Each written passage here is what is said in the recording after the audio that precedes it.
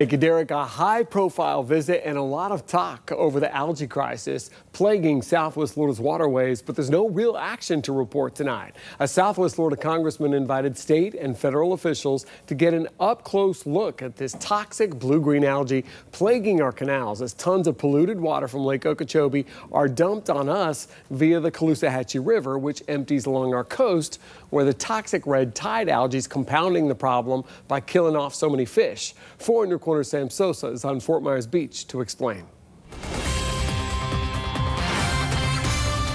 Out here on Fort Myers Beach, our federal officials got a whiff of some of the red tide out here, so you can imagine a lot of coughing and sneezing. That's just one aspect of what's going on with our water quality here. Earlier, though, they were in North Fort Myers checking out canals that were covered in blue-green algae. Federal officials are out of their offices in D.C. and in your backyard getting a first-hand look at the algae covering our waterways.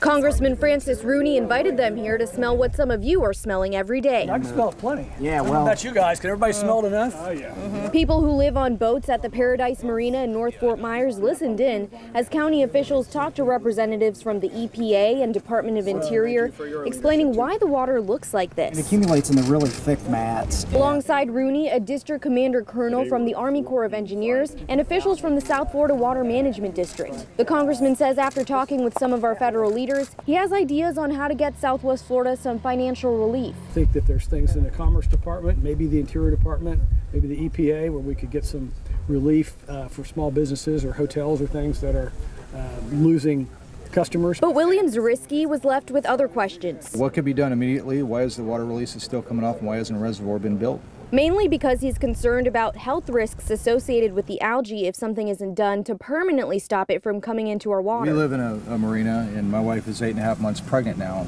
and this thing's been going on affecting us over a month. Meanwhile, Bob Bueller is glad the issue's getting national attention. This is the first time that I've seen anyone from that level come to these, so we are making some progress.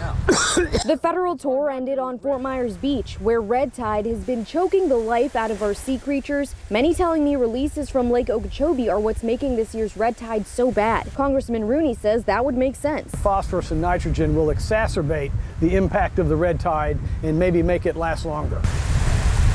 When I ask federal officials what they can do to help, they tell me they'll need to work together to find out what kind of funding we need, whether it's for research, ecological repair, or help for businesses. We'll be keeping the pedal to the metal to work with the Corps, work with the congressman, work with the state to expedite the process as much as we can and move together as a cohesive team.